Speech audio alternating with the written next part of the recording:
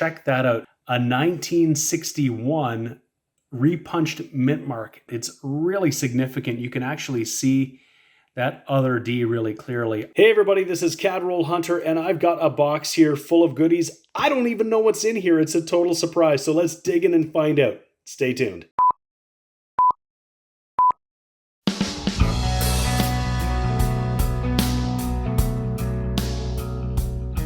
Hey everybody, this is James and you're watching my channel Cadroll Hunter, and what I've got in front of me is a little bit of a surprise. My subscriber Greg, who I've done a few trades with in the past, just emailed me a little while ago with a picture of this box ready to go in the mail. We've done some trades in the past and we've exchanged lists, and so we usually have a good idea of, or a really good idea of what is coming and what is being sent out. But this time Greg just said, hey, I'm sending you out a package. It's our next trade. And he said there's a couple little surprises in here. I actually have zero idea what's in here.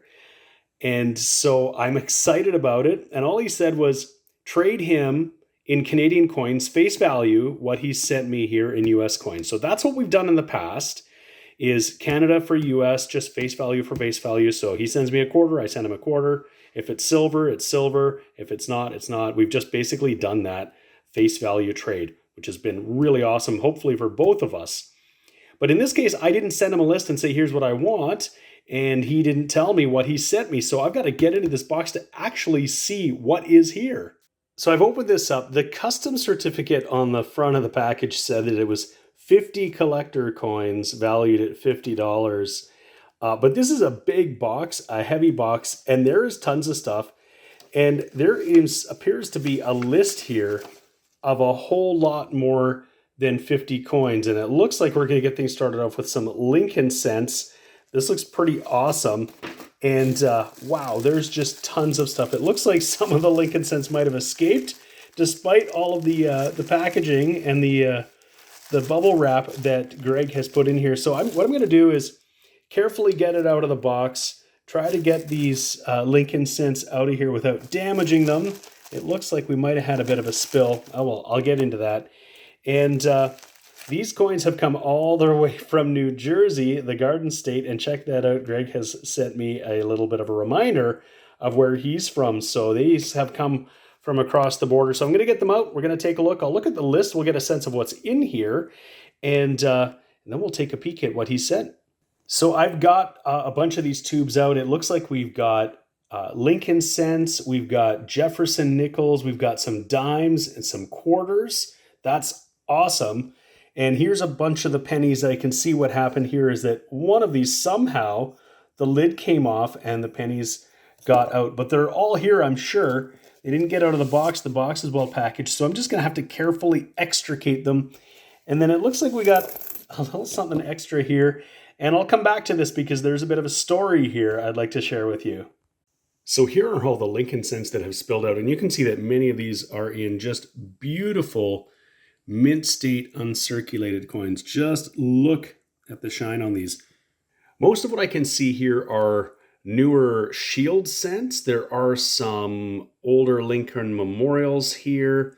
Definitely some commemoratives. Those are the 2009. I think they're all lower mintage and chronicle Abraham Lincoln's life, different parts of that as a young man in business and in the legislature. There is one curious one right here I saw. This is a 1992, and it's got a bite out of it. And so I'm not sure if this happened in the shipping process when it kind of escaped from its container. I'll have to loop back with Greg on that one because he's made pretty extensive notes in here about all the coins that he's included, including some errors and varieties. That doesn't look like an error. That just looks like damage on that one coin. But you can see there's some with a planchet issue, some large dates, small dates, RPMs, clash dies. This is really awesome. If I go to the next page, there's tons, all sorts of varieties in here. So I'm going to have a lot of fun going through this. What I'm going to have to do is get out my new Lincoln cent album. I did a previous trade with Nicole. I started filling that up. I went through my own collection, and you can see there's in here a whole bunch of what look to be like mint state uncirculated coins. There's some older stuff in here. I can see, I think on the bottom, there's a wheat cent. Yeah, we can see that. And so this is going to be awesome. There's also some dimes, nickels, and quarters over there.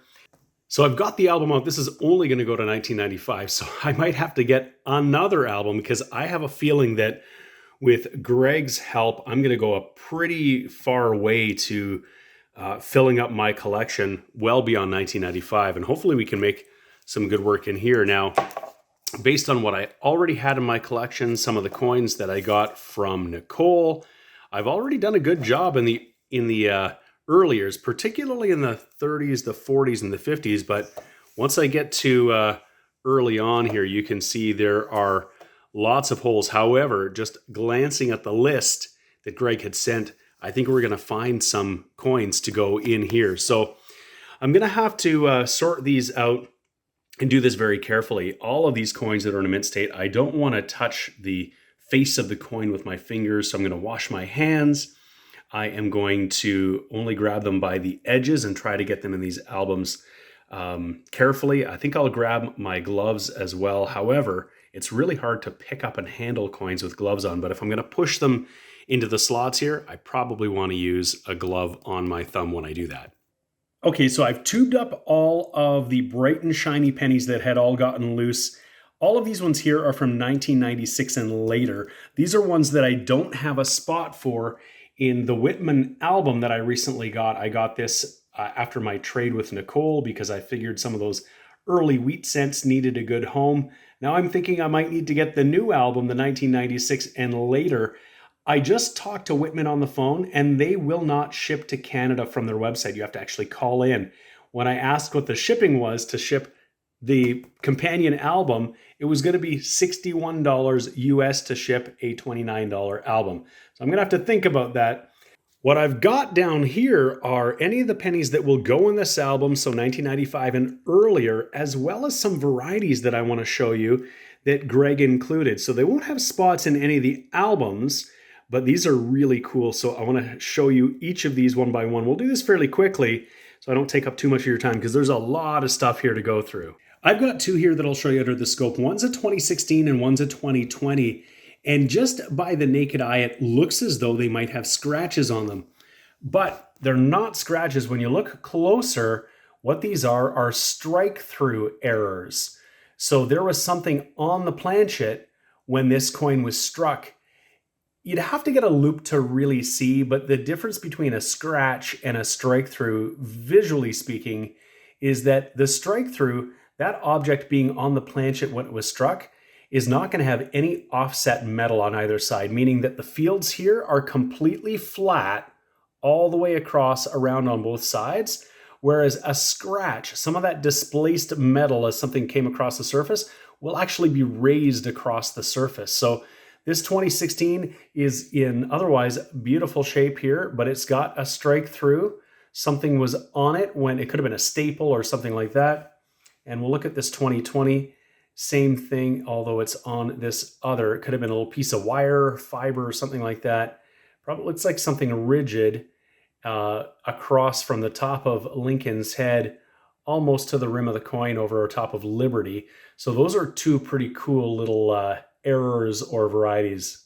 Next up, what I've got here is a 2019, and this is a doubled die obverse. And you can see the doubling all across the date here. Everything is thicker and shifted up sort of to the northwest. This is really cool. So this is one that Greg would have found coin roll hunting. He's got a very keen eye because I think by the naked eye you wouldn't see this, but I think he's used to scoping these things and knowing what he's looking for. And what I've got alongside it is the Variety Vista website that lists all of these. And this here is the DDO001. And this site is really cool because it shows all of the diagnostics, different things that you can look for. So for instance, there's a die crack on the forehead. If we come here, it's a little harder to see, but it is right there. And you can see every element, everything they show here matches up on the coin, but it's really the date where it's most significant that you can see that doubling and the spread of the date. Really, really cool.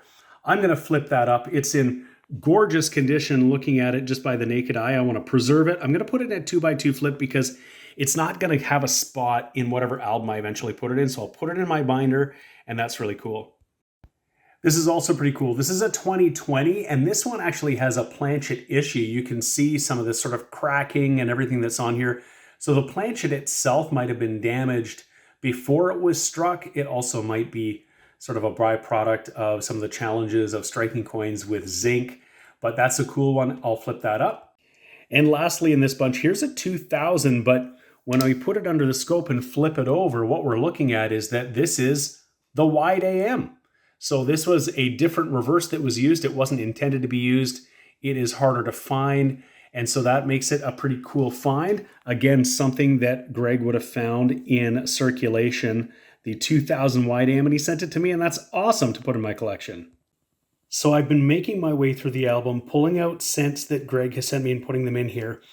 And it is looking great. You can see I pretty much have most of the Philadelphia and Denver minted coins. There are a few that came from my own collection. For instance, this 93D, you can see that's not a red example. Greg might not have had a red example of this one, or maybe this 91D as well. So I filled them in from my own collection just to fill those spots. I think where Greg is in New Jersey, he would really have the Philadelphia minted coins would be really prominent. It might be harder for him to get some of the Denver minted ones, particularly in the kind of condition that we're looking at here. But there are some beautiful scents. And again, a few placeholders in here that I've put in for my own collection. But for the most part, there's just some beautiful, beautiful scents here. These copper scents look incredible. I'm going to make my way through this and put others in here, but I wanted to take a look at a small collection of some errors and varieties, some additional ones that Greg sent too. Okay, first up, we've got a 1964 with some really significant planchet issues, some lamination it looks like, some parts that look like they're almost going to just fall off. That is really, really cool. Got a whole assortment of things here. Here is a 1970 with some pretty significant machine doubling on the date and mint mark. That's really striking. It's not a double die, but it just looks really neat, and that's the kind of thing that some of us collectors will pull out. Let's see, next up we have, oh, this is a 1982 large date.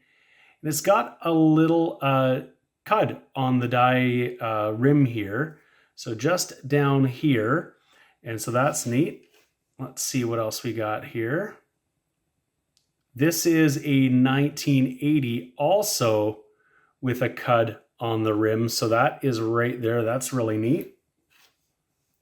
Then next up, we've got a 1961 repunched mint mark. Check that out. It's really significant. You can actually see that other D really clearly. I'll have to look it up and see which one this is. If I can figure it out, I'll put it on screen. If I can't, don't worry about it, but you can always have a look and see which one this is. And then last up here is a 1994 zinc cent with a little die chip between the nines connecting them. So that's pretty neat. And just in case you're worrying, I have been wearing these white gloves the entire time as I'm pushing the coins into the album. I'm being sure to use my fingertip with this glove on and not my oily finger. I know there's some of you who would be very concerned if I was doing that. Here's one of these coins. I just thought we'd get a closer look. This 1964, just absolutely gorgeous, just as though it left the mint facility today.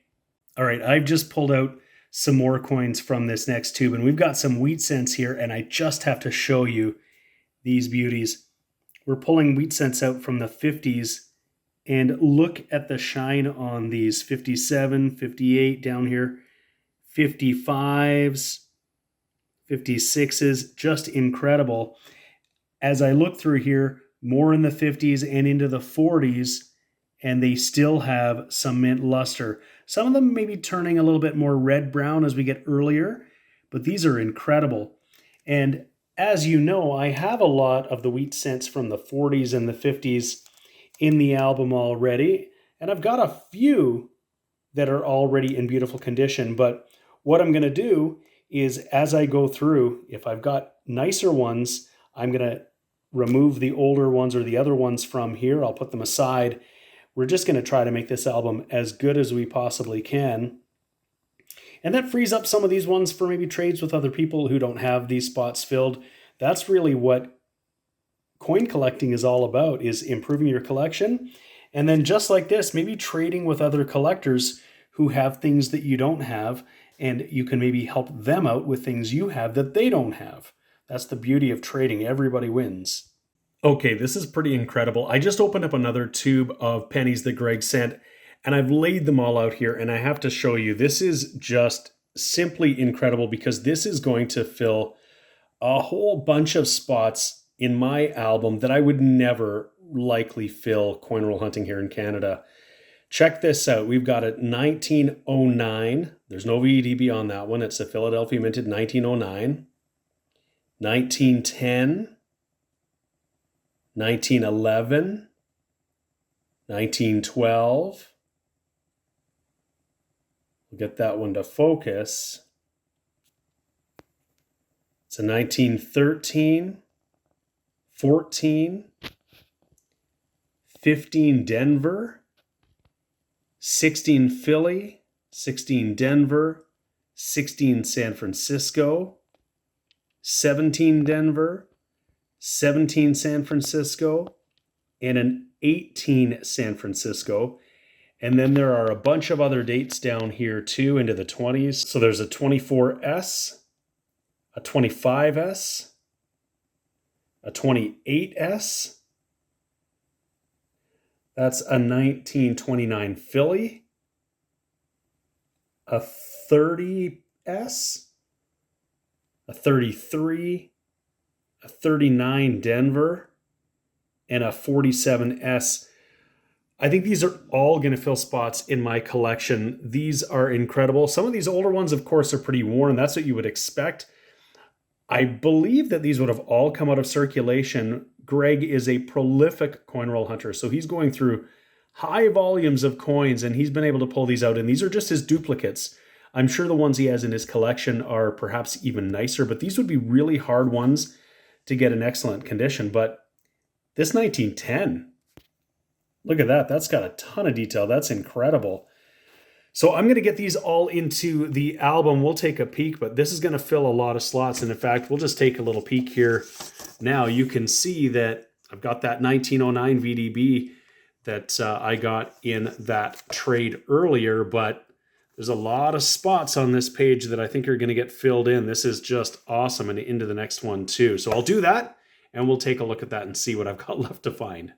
So I've got them all in there now, and all I can say is, wow, this is incredible.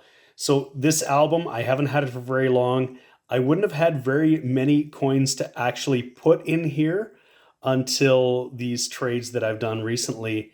And this is just really incredible. I put a piece of paper back in here so you can see the empty slots, and really, in the early years, really filled up a lot of the spots that were blank with these coins that I just got from Greg right now. That's fantastic. I'm really only missing some of the really hard to come by key dates, like, the 1909 SVDB. There are probably still a few that are accessible that I might be able to find or could trade for. But once we get to 1916, we're really on a solid run here. This is incredible. I'll just flip the page. And now into the 20s again, 1922 D and the D with no min mark. Those are really hard to get, key dates. But I got a lot of the stuff in here right in through the 30s. And these coins start to look really, really good. On this page, only missing the 38S. I have everything else here. These steel cents I got from Greg in an earlier trade. You can go back and watch those videos. I'll put the link up here to one of those trades. Flipping the page again, I'm only missing one on here. It was probably an oversight by Greg. I'm sure he intended to throw me a 1955 DDO. He must have an extra one in his collection. I'm sure he's found a few. But I'm not sure if I'll ever be able to fill that particular slot. That's really, really hard. If I did, that would be incredible. But this album is just looking awesome. And then once we get into the 60s, well, actually, you can see that some of these that we picked up here are just incredible mid-state coins. Just look at the shininess of those, absolutely. Once we get into the 60s, yeah, they're pretty much almost all mint state. There are a few I've got left to find, some of the harder to find ones perhaps. a few I can upgrade. And wow. And then once we get into the 70s where the S-minted were the proofs, I don't think I have really any of the proof pennies. So maybe that's my next chapter for pennies. And these pennies are just looking incredible. This album goes right up to 1996. And of course, I've got some newer stuff, but I probably need to find an album like this one to put them in because they just look great in here. That's incredible. Well, we spent a fair amount of time looking just at the pennies, and I've got a bunch of other things to go through. I think this video is getting a little too long for that, so I might have to come back, do this on a follow-up. I know there's some collection filling options in here, some things that will fill holes in my collection, I should say, and some errors and varieties like we got with the pennies. I got a whole bunch of things. I flipped them all up here. I'm going to put them in a binder where I keep my unusual scents. These don't all have spots in the album, of course, but I want to make sure that I can have these in a binder displayed and can actually go back and look at those. Some of these are beautiful and some really cool and interesting errors, strike through, DDOs, planchet issues. We've got filled dies, misaligned die. We've got a couple of cuds.